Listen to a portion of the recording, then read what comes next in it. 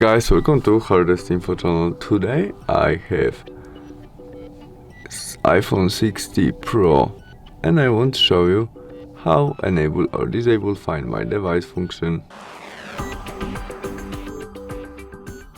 Start of opening Settings application. In it, scroll and look for your Find My Device. We can find it there.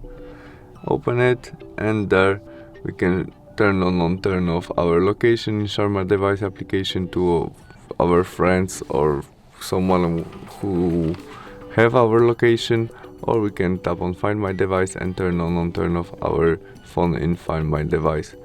But to do that, you must enter your connect pin to your password to your account on iCloud, and the same story when you want to turn on it. That's all. Thanks for watching. See you soon. Bye.